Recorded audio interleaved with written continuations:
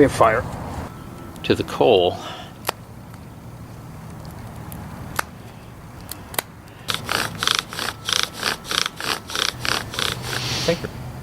Hello, welcome back to another episode from Pale Horse Survival and Tactical. I'm Bill, and today, spin the camera around here, screen rather. Today, I'm going to construct a mini bow drill kit, and this is actually, I'm going to entitle this video the rematch. This, the wood I harvested from a piece of deadfall from a tree known as liquidambar styraciflua, or American sweet gum. And I harvested a piece, I guess it was probably about a year ago, and I tried to made a bow drill kit out of it. It's from a piece of deadfall, and I got a lot of smoke and black char, but could not get the char to ignite no matter what I did. And this is going to be round number 2. I didn't try to make a video on the first round, and so I figured, well, I'm going to document this one and see how it goes. So what I have here, I'm going to make a hearth board out of this one, this little piece here, and we have a curve, and I'll show you how we're going to deal with that. And this piece here is going to be a spindle. This is going to be a mini kit, so I'm going to reduce the spindle down a ways, and spindle with a smaller diameter produces higher RPMs. Higher RPMs produces higher heat, and I'm hoping that will solve the issue with the char not igniting. So, and I know the first one was nice and dry. It was summertime when I harvested it was last summer when I harvested that piece of deadfall, so I know it was bone dry, and this one's nice and dry too, so we'll give it a shot. First thing I'm going to do is, I guess we'll get the hearth board done first here. Now normally I baton a hearth board and split it, baton it with my knife to quicken the machining process.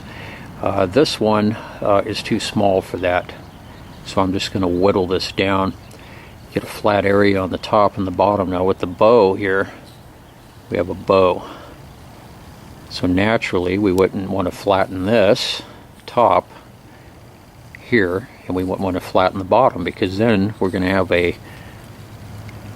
a hearth board that will seesaw. It won't sit flat.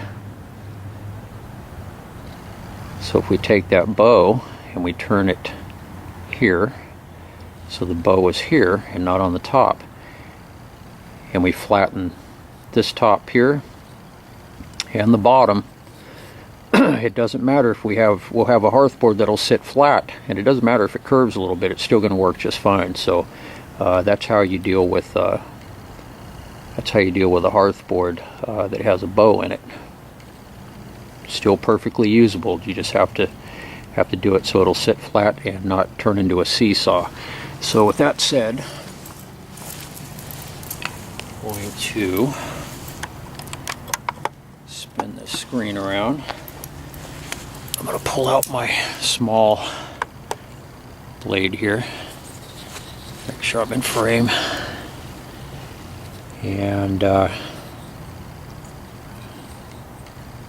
this side's got a knot right here, so this is going to be the bottom. This top's relatively knot free. So just flatten this out enough to where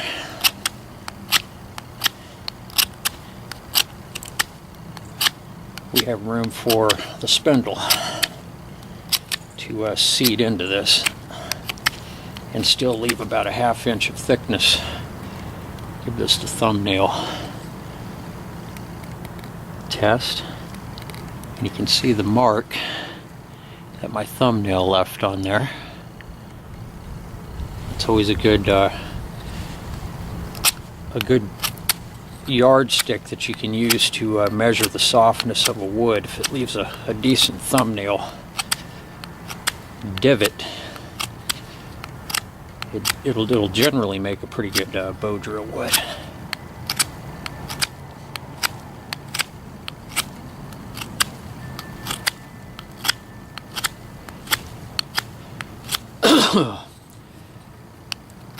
Yeah, it's been bothering me for a while that I couldn't get a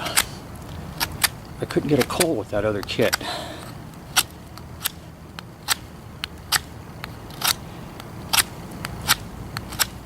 And the mindset of a good, whether you're a survivalist or a bushcrafter or whatever, you got to have a kind of a stubborn mindset to make things happen sometimes.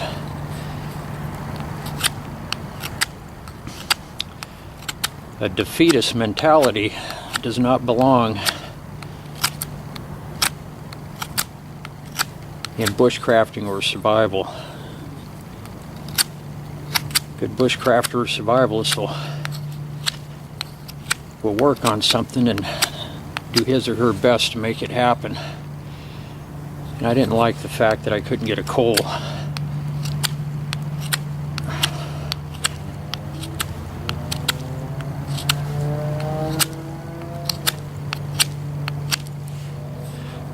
Seems like it's a bit of a hardwood.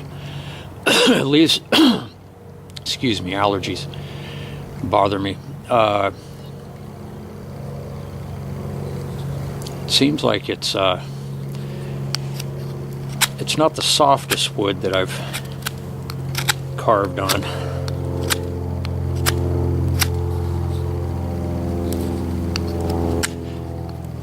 Of course, I've achieved coals with hardwoods, oak being one, and London plane, which in my opinion is even harder than oak. That London plane was hard as a rock. It took forever to construct the kit.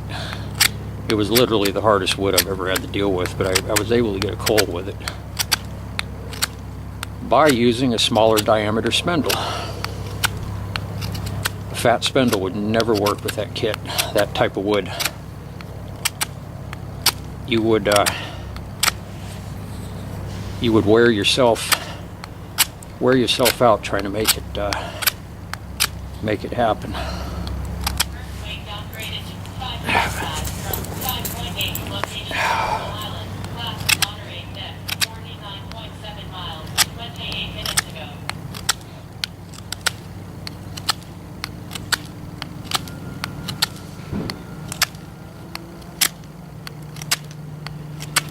Yeah, we're just going to flatten the top and the bottom out here. And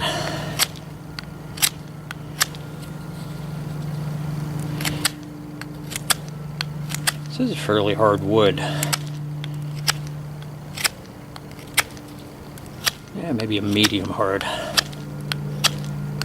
It's taking a little bit of work to machine this down. It's starting to get there.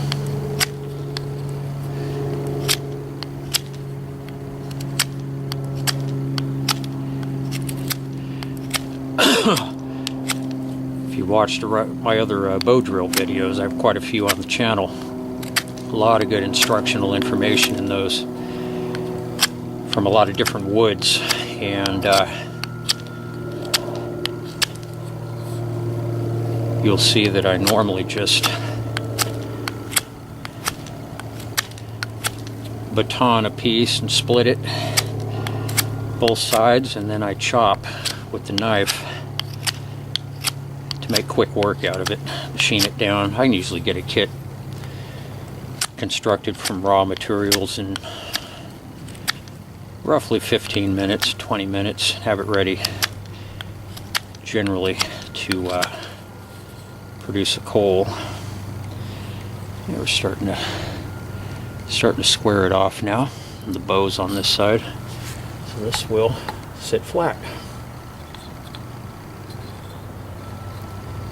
sits nice and flat. Now if we did it this way, we'd have a seesaw. So always put your bow down, never up.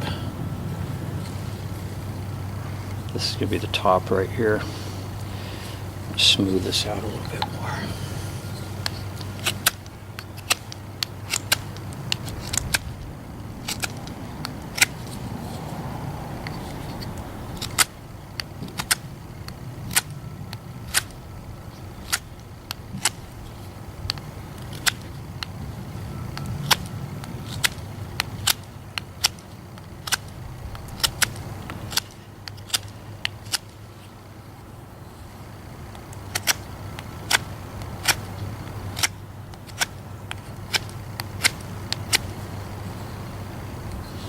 Update location, Pearl Island, class moderate, magnitude 5.5 depth, 37.3 miles, 30 minutes ago.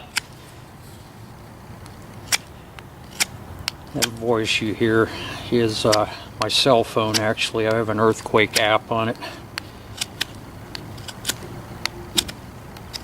I put my phone over the ways I should have turned the app off. It tends to get a little annoying.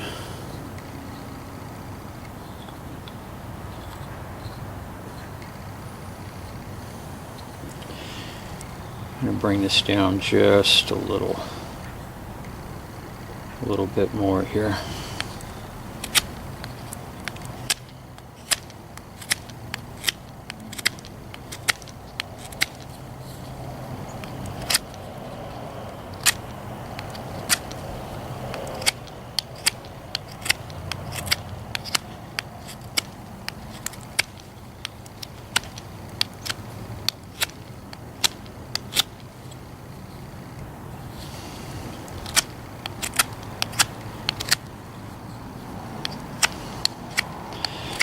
This is why I baton and chop with my knife.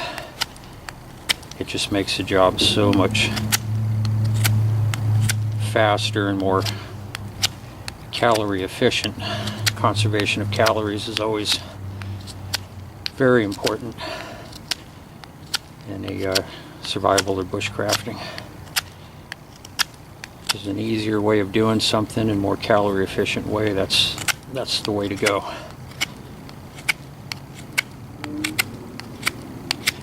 If this thing was so small, I was afraid if I tried to baton it, it may split in a way that I don't want it to and wind up screwing up the little hearth board. I love making these little mini kits. I make quite a few out of different woods. I call these pocket kits.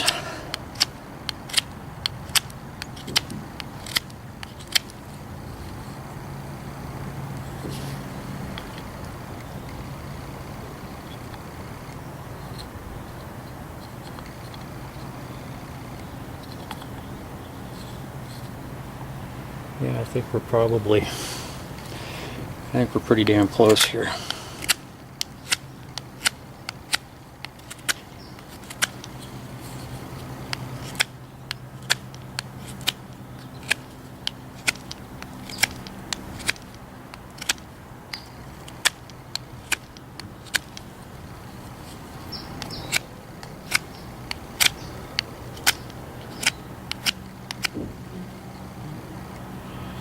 Okay, I think we're pretty good here.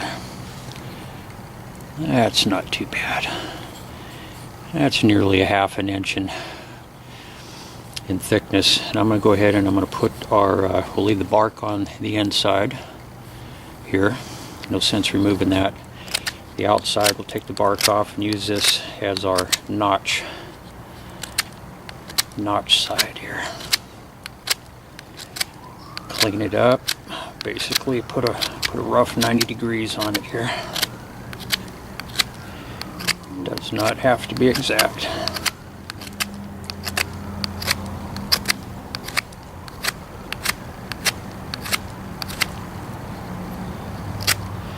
This thing's small, a little hard to hold on to.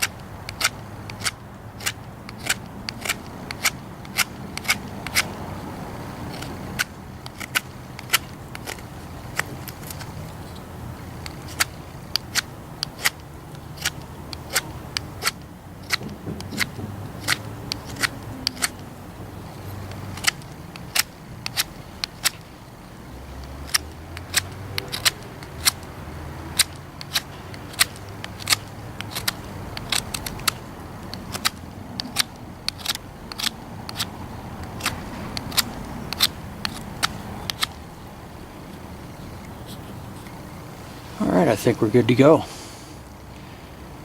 This is the notch side. This will be the top here. This will be the top. A little bit wider to accept the spindle. We'll start working on the spindle now. So that's our hearthboard.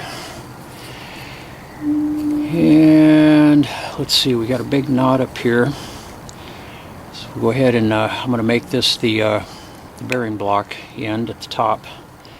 And smooth this one out in the middle.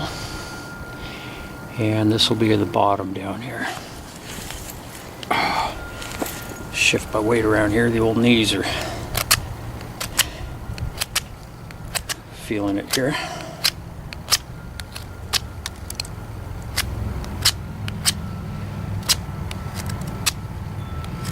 I'm going to reduce this diameter down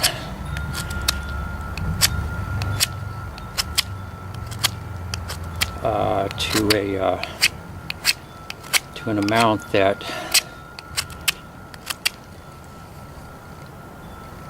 the little hearthboard will accommodate.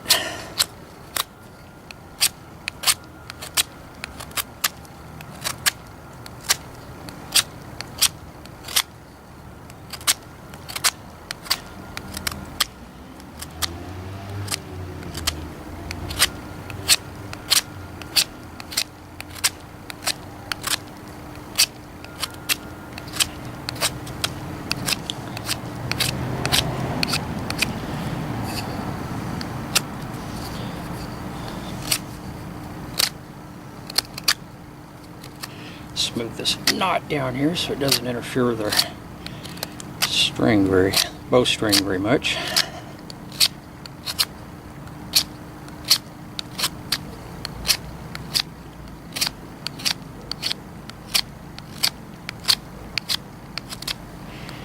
The main thing when you're machining a spindle, try to keep it more or less an even width from top to bottom. I mean, it doesn't have to be exact,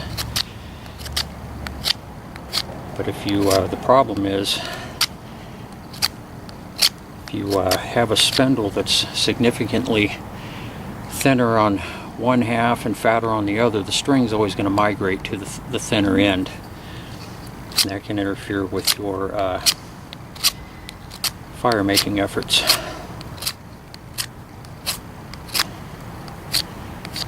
You usually don't hear any, you don't see any of that in the books. In the books, a lot of the books are cut and paste of one another. Not to say they're all that way. There's a few good ones out there, but there's a lot of little tips and tricks that you only learn through years of doing this. Trial and error.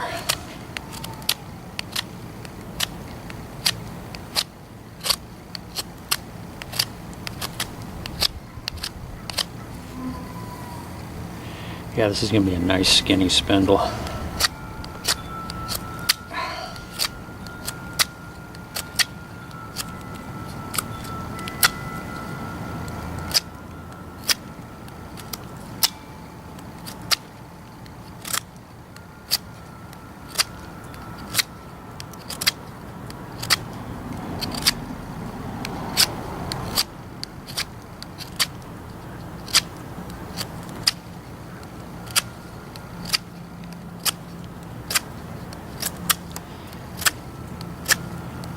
Yeah, we're getting there. Should have it done here pretty quick.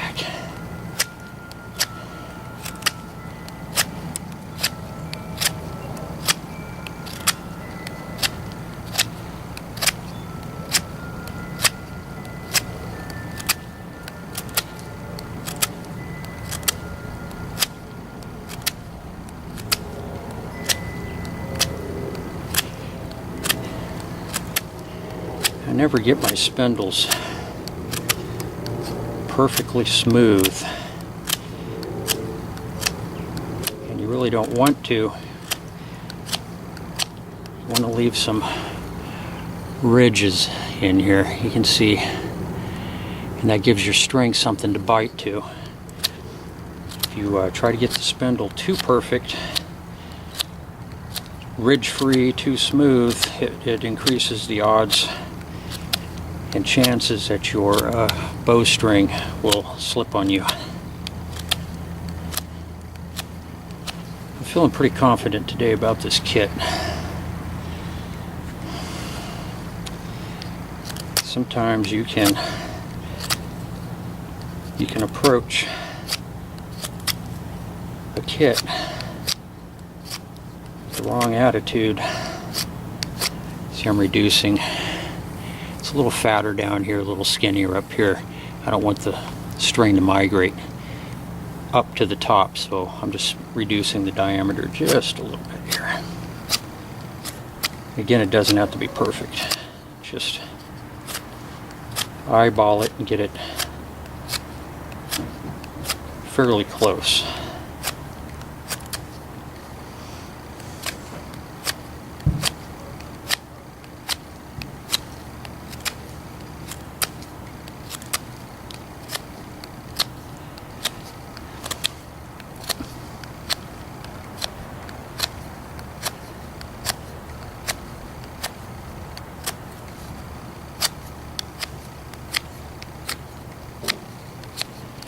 This is going to be a nice skinny spindle here for this this little hearthboard. It'll actually fit perfect right there in the center, and enough room for a notch.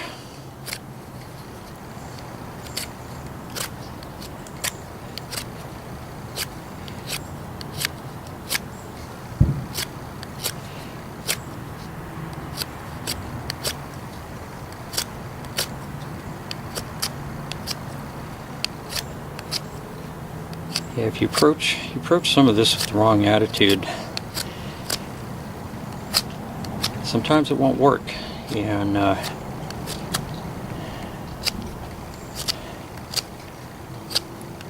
respect and reverence. There's a very strong spiritual aspect to all of this. Respect and reverence for Mother Nature. Oftentimes she will give you her treasures. The other times of disrespect, and she can withhold her treasures just as easily. It's a very strong spiritual aspect to a lot of this, especially primitive fire making. Okay, this is the bearing block at the top. Go ahead and round this bottom off here. Get ready to burn this guy in. Fingers crossed.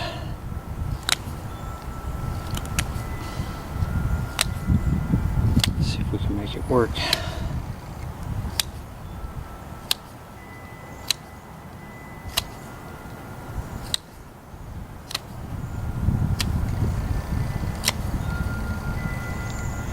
I think we're good.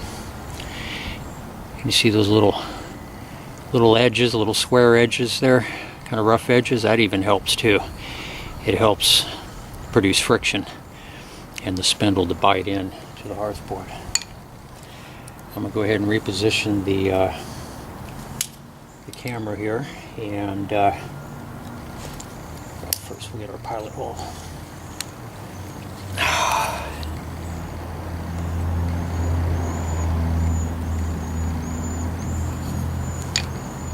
Got one of my possibles bags out here today. I'm a big fan of military surplus gear, and these make this is really strong. I'll do a review on these. I got a lot of little mini kits and different things that I do that I'll do individual reviews on, but this is Korean War era. It's a gas mask bag. This is so thick, this canvas. I mean, they're unbelievably tough. I'll never be able to wear that thing out. Okay, what I'm going to do is put a little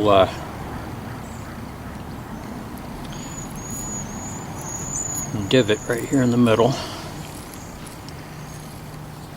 It's a little pilot hole.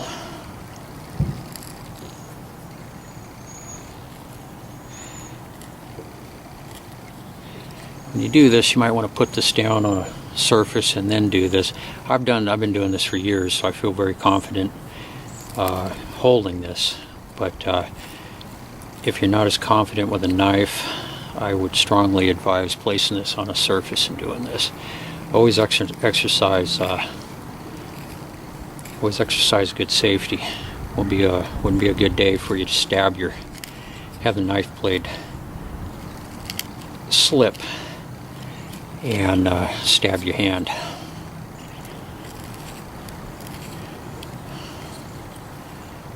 I've been using knives since I was a kid. Grew up in the country and in a largely Native American family. I'm a quarter Comanche and Miwok. My mom she's half, and her mom, my grandmother, was full-blood. She was born on the Miwok reservation. And I had a lot of things passed on to me throughout the years. I was very fortunate. I grew up in the fields, hunting, trapping, fishing down in the creek bottoms and everything. So the purpose of our pilot hole here is to keep the spindle from wandering around on our initial burn-in. So you can see how that lined up perfectly, right in the middle. Feeling good about this. Let's put some good vibes out there and hope this thing works. Actually, I was going to cut the camera, but I think I'll just keep it rolling here.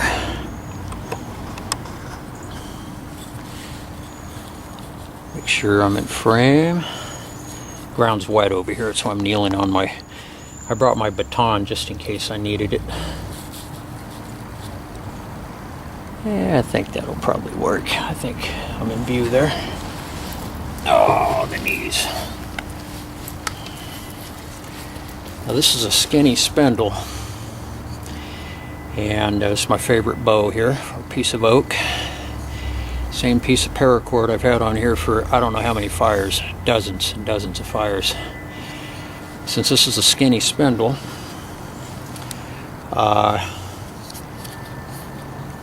string's not real tight on here, so one trick you can use, that's why I use the piece of bowed wood.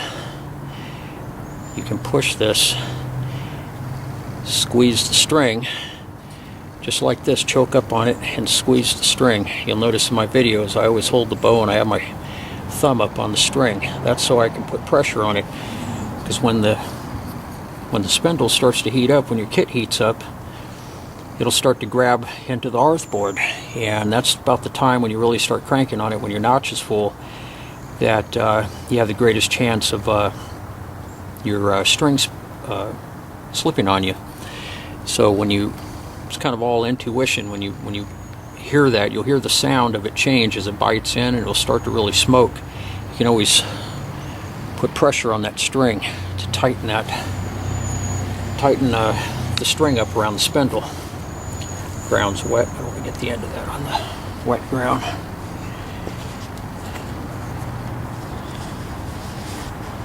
Bring out my bearing block out from around my neck.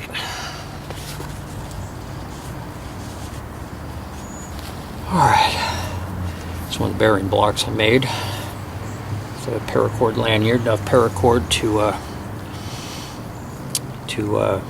for a bow, for the bow drill. So the cordage and the bearing block made from a piece of myrtle. Go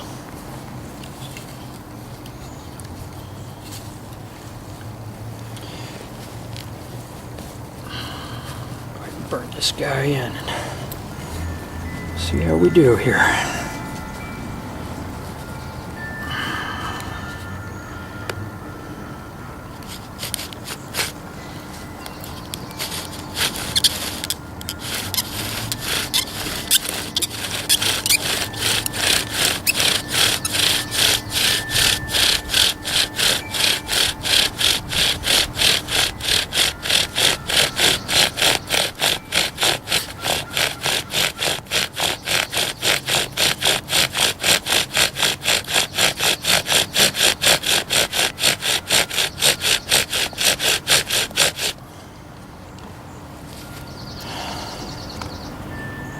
Well, we got smoke. It's always a good sign.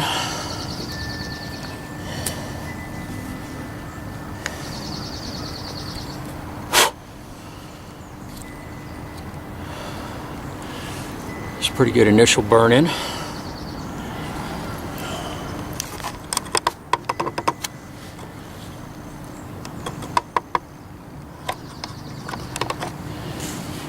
ahead and cut the notch now.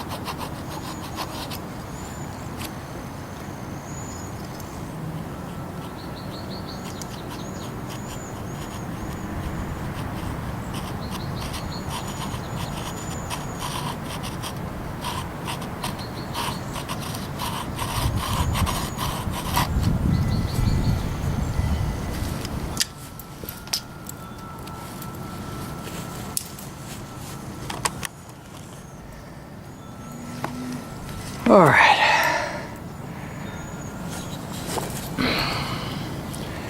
here's what we have. A rough draft. Go in here with the knife and do some cleanup.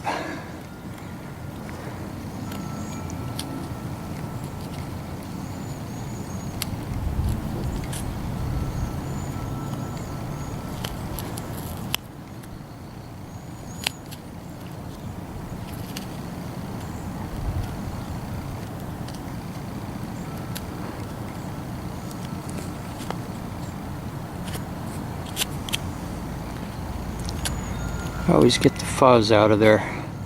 Anything that's going to keep the coal from clumping together and forming here.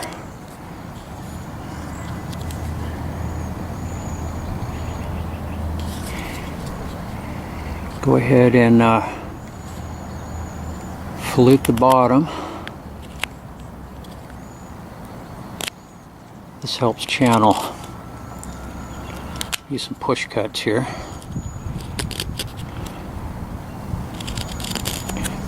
Open that bottom up. That helps to channel some air into the coal. We have a, it's like I got cut somehow. A few drops of blood here and there. Not even sure where it's coming from.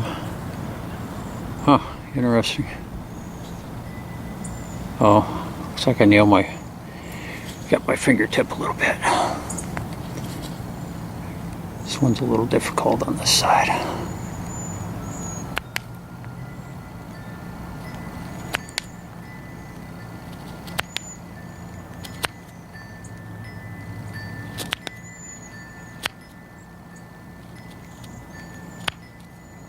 There we go. I think we're good. It's just a flesh wound.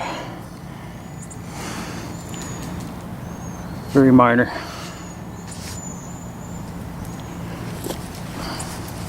Earthquake update. Location, Pearl Island. Class, moderate. Magnitude, 5.5. Depth, 49.7 miles. All right.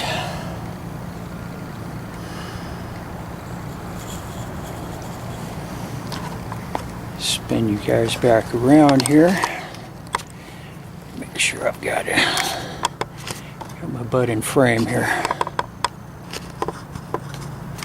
And I'm going to grab a privet leaf right here for a welcome mat.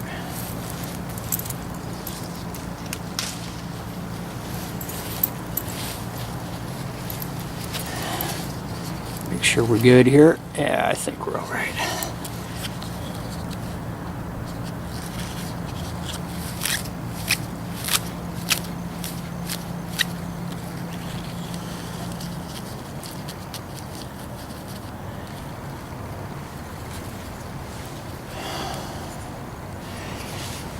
Hopefully, I'm going to choke way up on this I'm choking way up on this bow because the spindle is so small.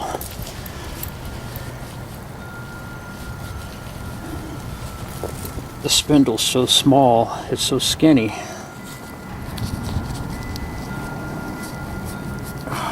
That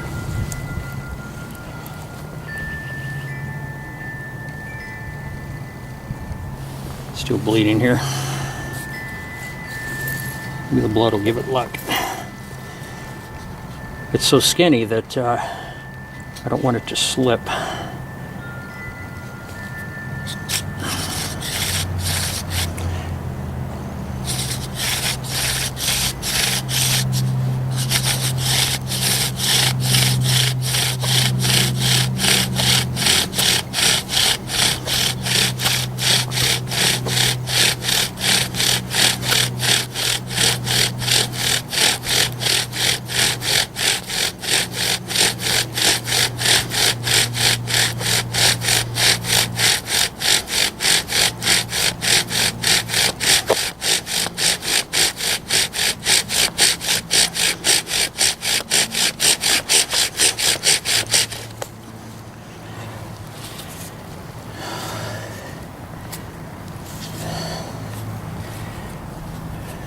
Come on, stay lit.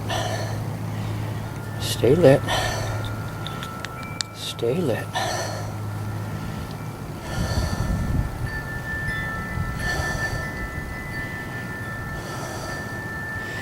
We have coal.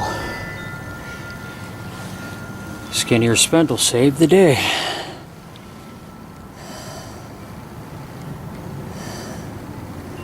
Love it when a plan works.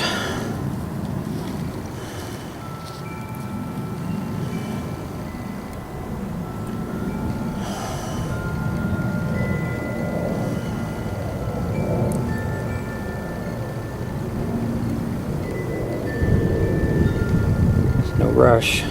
Very small coal.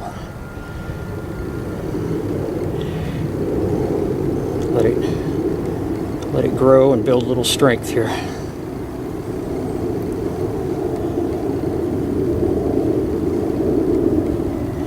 See, even these little pocket kits produce a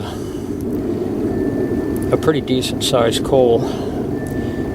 Really, the coal's not a whole lot smaller than a full-size kit.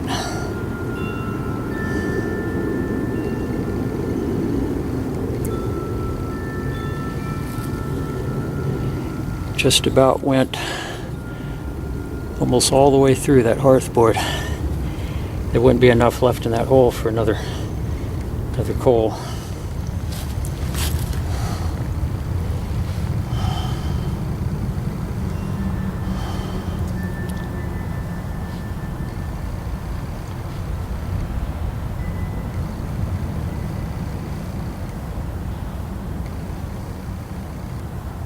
Go ahead and toss that in the tender here in just a few.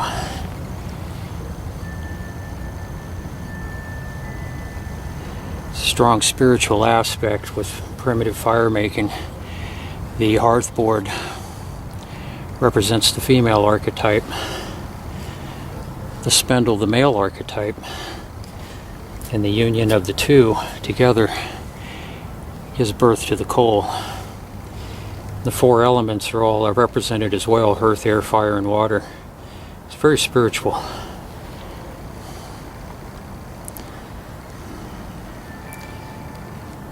I think we'll probably go ahead and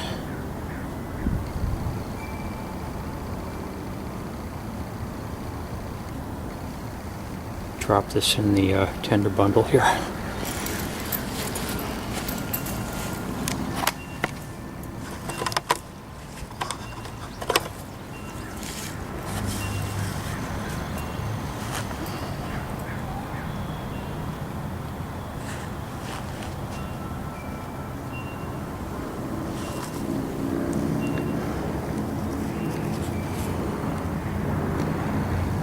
Doing pretty good now.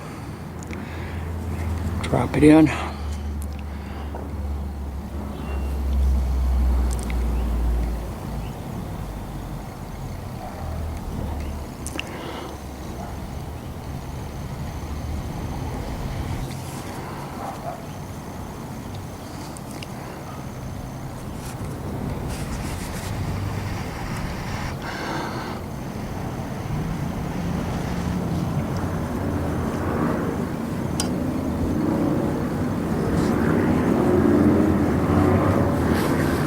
fire.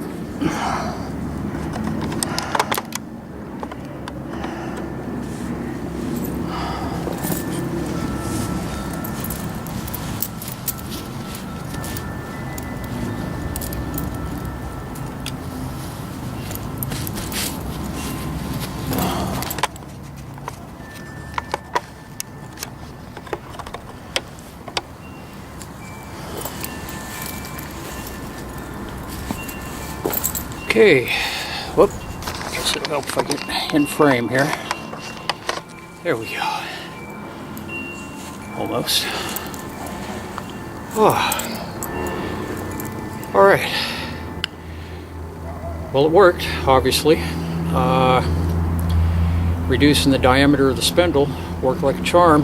The first one I made was a normal size kit, and I worked and worked and worked on that thing, made a lot of smoke and char, couldn't get it to kick off. I know the kit was dry, it was summertime, so but this has got one more wood that can add to the itinerary.